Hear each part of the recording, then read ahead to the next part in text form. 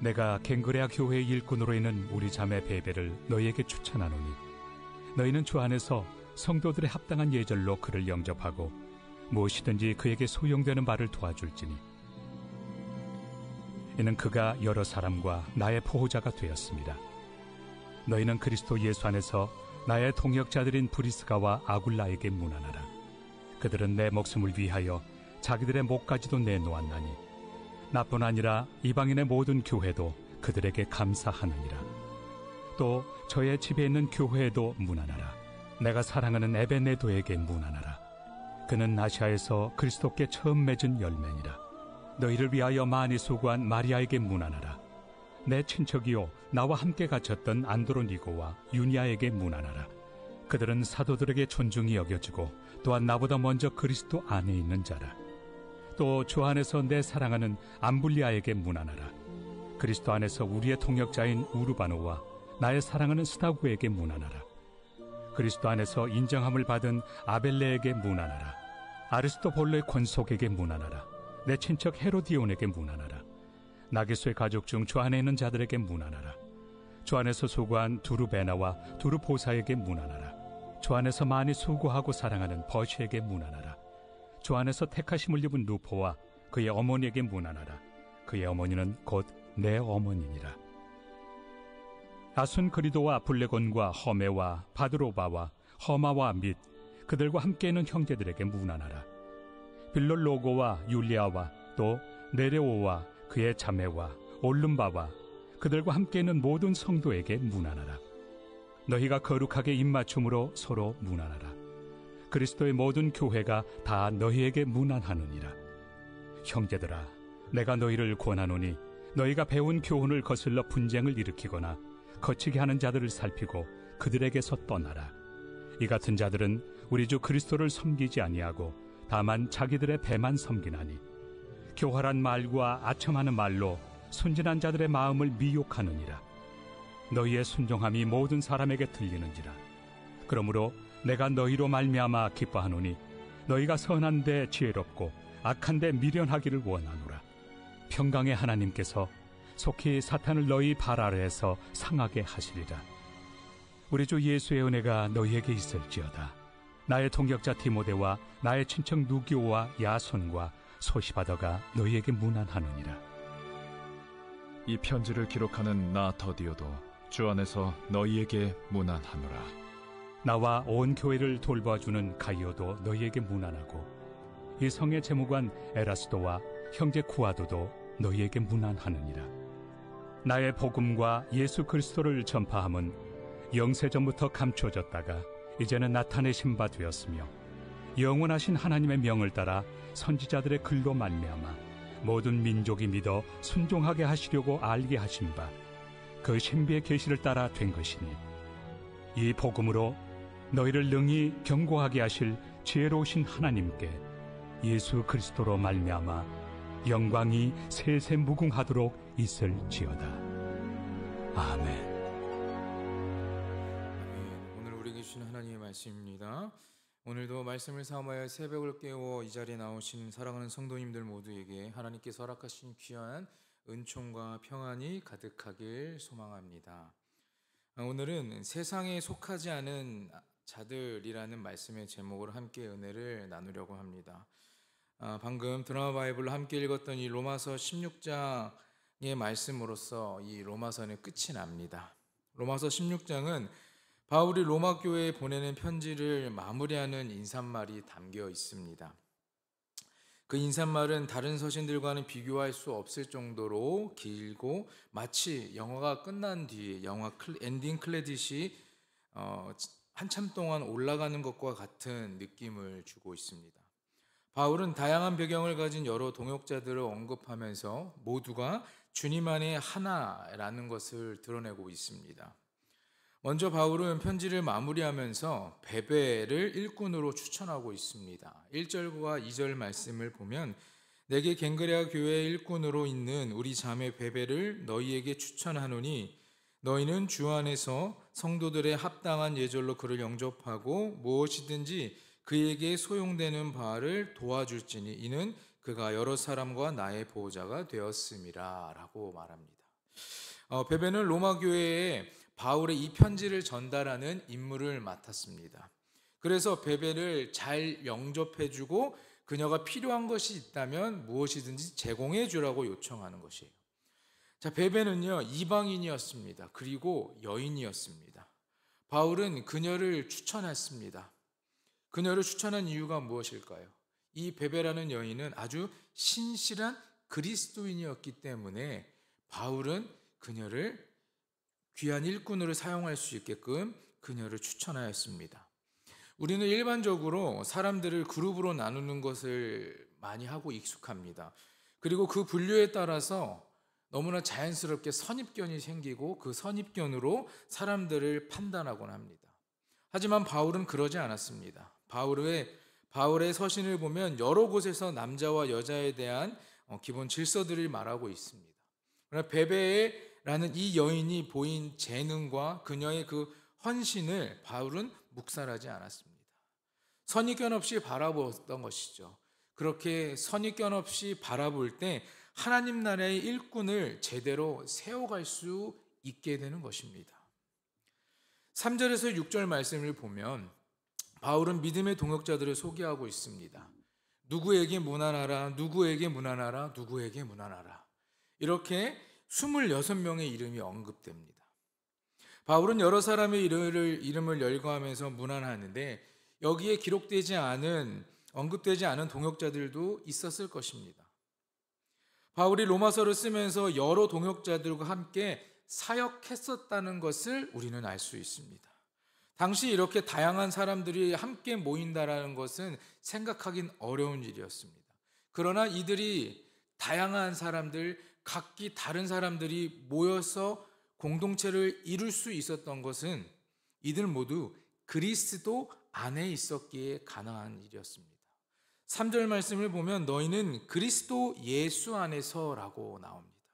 또한 7절 후반부에는 먼저 그리스도 안에 있는 자라, 9절과 10절에도 그리스도 안에서, 11절에 보면 주 안에 있는 자들에게, 12절에도 주 안에서 수고한, 또한 13절에 주 안에서 택하심을 입었다라고 말합니다. 모두가 그리스도 안에 있었다라는 것입니다. 주 안에서 이루어진 공동체라는 것이죠. 그리스도 안에 있었기 때문에 서로를 돕고 격려하며 함께 사역할 수 있었던 것입니다. 세상에서는 하나가 될 수 없지만 그리스도 안에 있다면, 그리스도 안에 있는 성도라면 하나가 될 수 있다라는 것이죠. 사랑하는 여러분, 우리가 그리스도 안에 거하게 되면 인간적인 모든 장벽과 갈등, 차이 등을 뛰어넘어 하나가 될 수 있는 은혜를 누리게 될 것입니다. 16절에 바울은 거룩하게 문안하라 라고 말하고 있습니다. 문안은 안부를 주고받는 것입니다. 자신의 상황을 서로 알려주는 것이죠.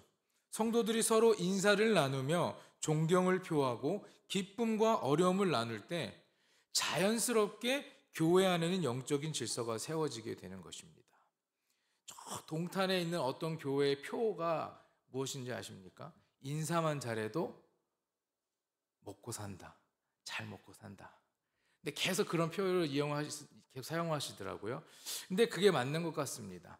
우리가 교회 안에서 우리 성도님들을 만나고 또 목회자가 성도님을 보고 할 때 인사하고 지내는 것 자체, 여기서는 안부라는 것에서 자신의 상황을 알려주고 이렇게 하지만 이 인사, 가장 이 기본적인 것만 해도 먹고 살 수 있다라는 겁니다.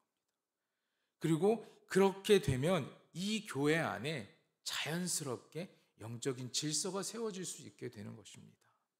나아가서는요, 기도와 구제 또한 성령의 역사도 이어지게 되는 것이에요. 교회는 나누고 교제하는 곳입니다. 우리가 서로를 알아갈 때 성령님의 역사를 우리는 보고 느낄 수 있게 되는 것이죠.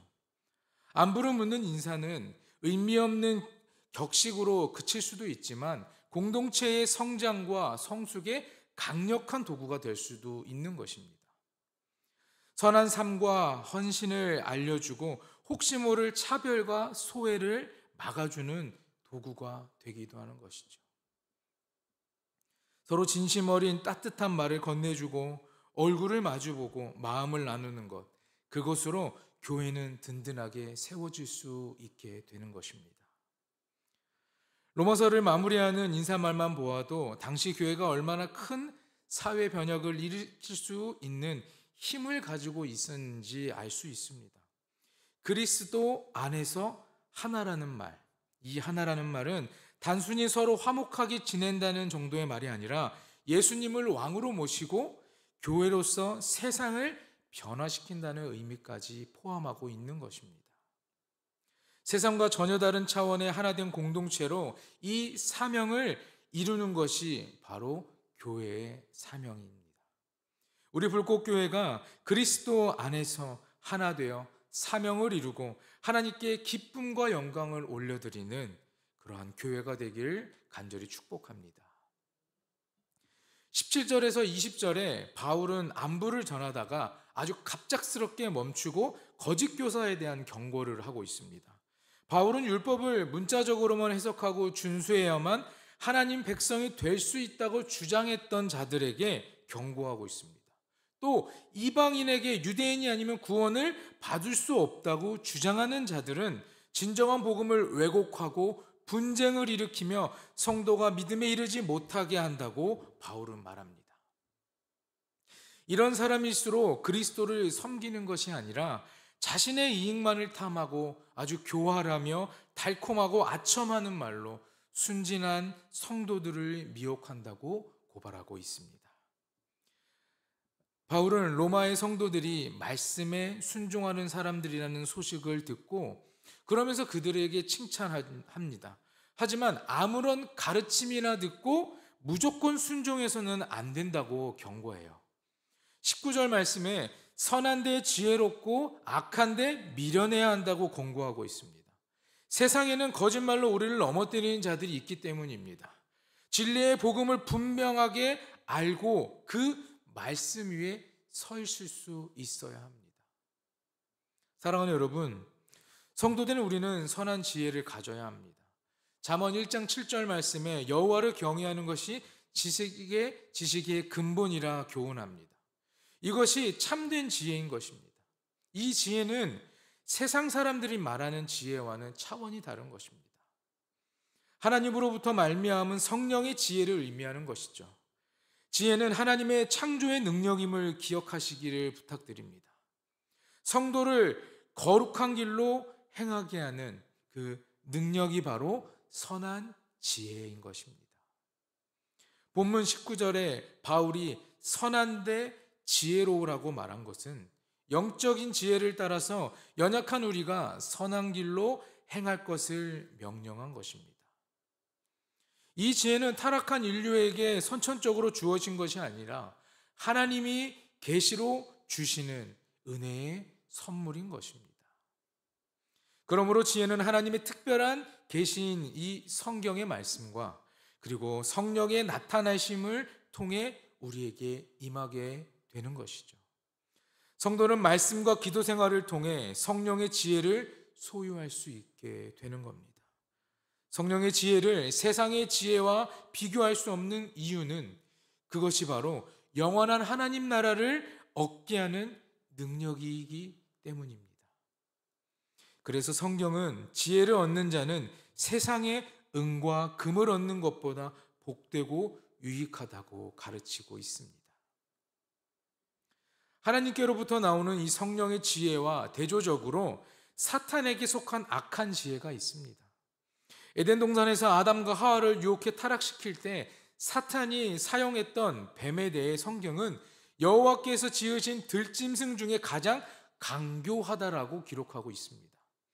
창세기 3장 1절에 뱀은 여호와 하나님이 지으신 들짐승 중에 가장 강교하니라 라고 말합니다.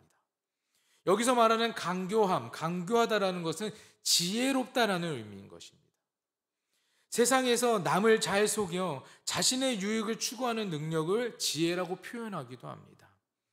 이러한 지혜는 사탄에 속한 악한 지혜인 것이죠. 악한데 미련하라는 바울의 말은 사탄에 속한 악한 지혜를 우리에게서 밀어내고 버리라는 것을 의미합니다.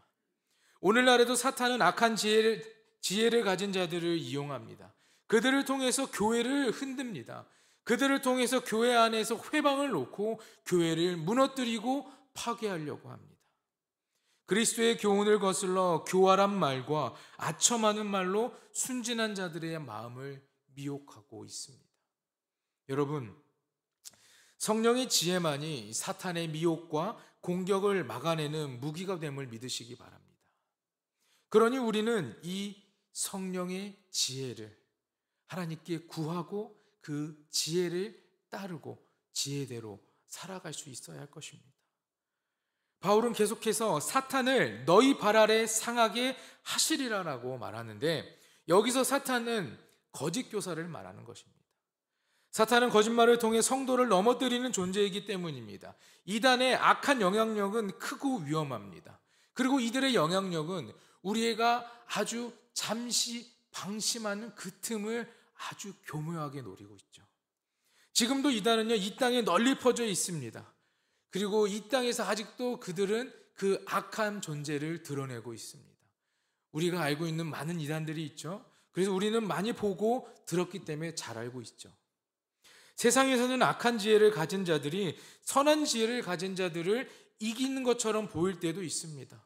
거짓말하고 남을 속이는 자들이 더 잘 되고 그리고 성공하는 경우가 많기 때문입니다.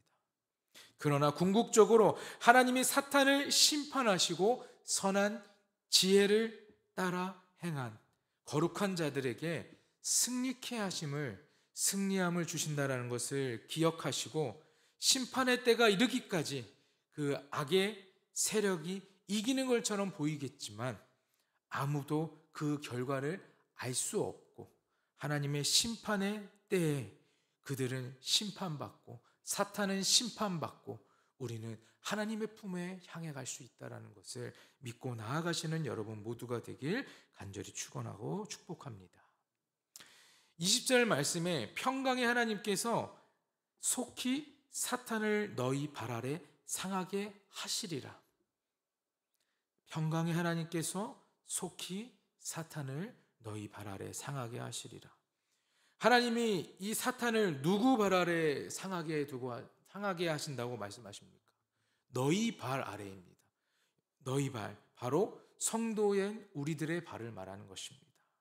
그러므로 성도는요, 현실에 실망하지 말고 하나님의 약속을 믿음으로 승리의 소망 가운데 성령의 지혜를 따라 행해야 할 것입니다.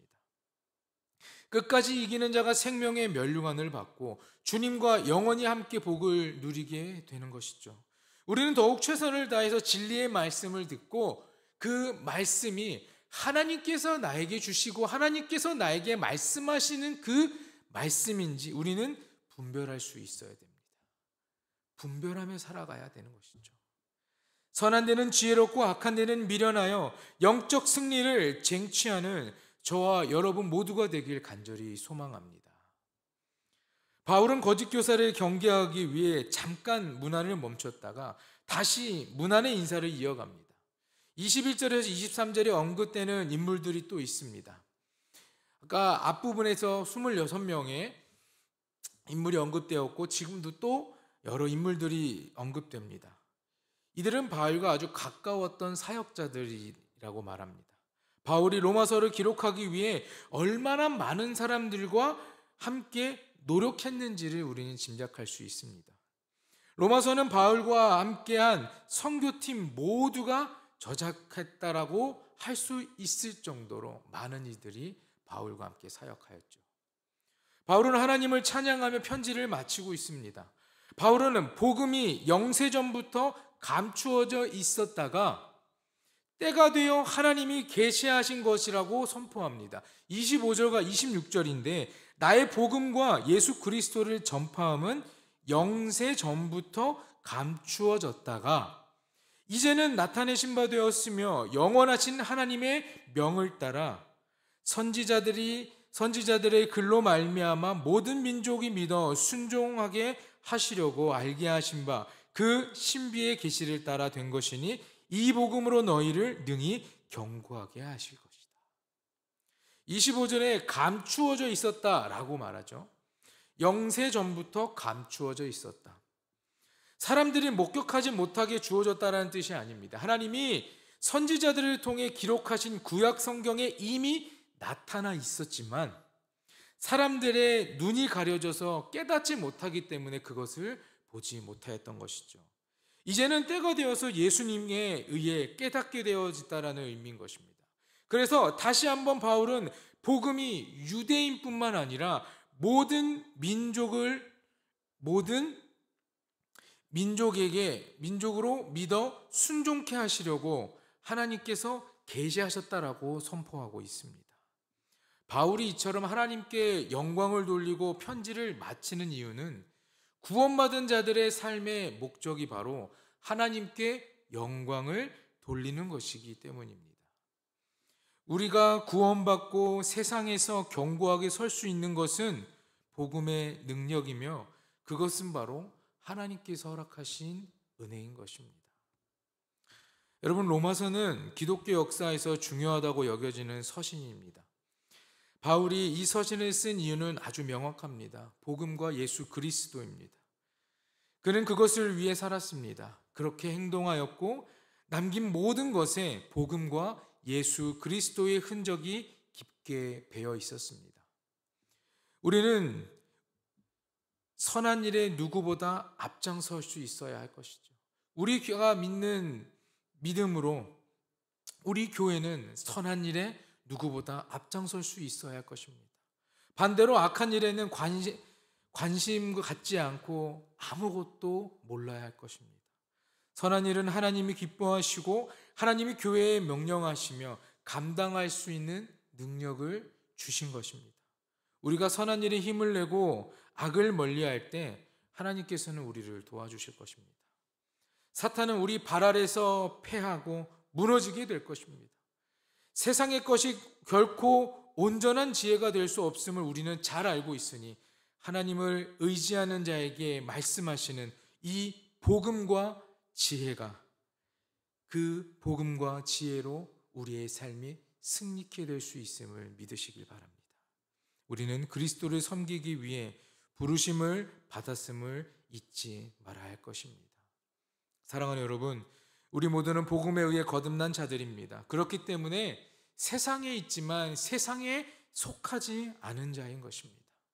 세상에 있지만 우리는 예수 그리스도 안에 있는 자들입니다. 세상에 있지만 세상의 법을 따르지만 하나님께서 말씀하신 그 말씀에 순종하고 그 복음을 믿고 진리를 따라가는 자들인 것이죠. 그리스도 안에 있기 때문에 우리는 합력하여 선을 이루고 믿음의 공동체가 되며 또한 거룩한 백성의 삶을 살고 그리스도 안에 있는 모든 사람들과 함께 하나 되어서 세상과의 영적 전투를 감당하는 하나님 나라의 군대가 되는 것입니다. 저와 여러분 모두가 이러한 의식을 가지고 일평생 주님을 섬기며 복음을 전하는 사역을 감당해 나가시는 여러분 모두가 되기를 주님의 이름으로 간절히 축원합니다. 기도하겠습니다. 사랑의 주님, 우리에게 보여주신 그 지혜와 진리의 말씀을 내 생각과 내 마음대로 해석하지 않고 온전히 주님께 아뢰는 하나님의 사람이 되기 원합니다. 복음을 통해 우리를 올바른 길로 인도하시는 하나님의 그 사랑을 언제나 기억하게 하시고 그리스도 예수 안에서 주 안에서 합력하여 선을 이루는 사랑하는 온 성도들이 될 수 있게 인도하여 주시옵소서. 하나님 나라의 백성으로 살아가면서 우리의 연약함으로 인해 거룩성을 지키지 못하고 살아가는 우리를 마주할 때가 있습니다. 우리를 불쌍히 여기시고 권능으로 함께 하셔서 올바른 분별력으로 영적 전투에서 승리하는 자가 되게 하여 주시옵소서. 우리는 세상에 속한 자들이 아닌 하나님께 속한 자들인 것을 기억하며 선한 지혜로 악한 것을 이기고 하나님의 복음을 전하는 사명을 감당하는 우리 불꽃교회가 사랑하는 온 성도가 될 수 있도록 우리의 발걸음을 인도해 주시옵소서. 드려진 예물이 있습니다. 이 예물을 드린 손길을 기억하여 주시고 드린 그들의 삶을 눈동자와 같이 지켜 보호하시고 동행하심의 역사로 참된 복을 누리고 하나님 나라의 백성답게 쓰임받는 주의 백성이 될 수 있게 축복하여 주시옵소서. 예물이 사용되는 모든 곳에 예수 그리스도의 향기가 남게 하시고 그 어디나 하나님 나라가 되게 역사하여 주옵소서. 오늘도 이 자리에 함께하는 사랑하는 성도들의 삶을 지켜주시고 세상의 기준과는 다르게 오직 하나님 나라의 기준으로만 살아가고 복음으로만 살아가 기쁨과 영광을 올려드리는 삶이 될 수 있게 축복하여 주시옵소서. 이 모든 말씀 우리를 구원하신 예수 그리스도의 이름으로 기도합니다. 아멘.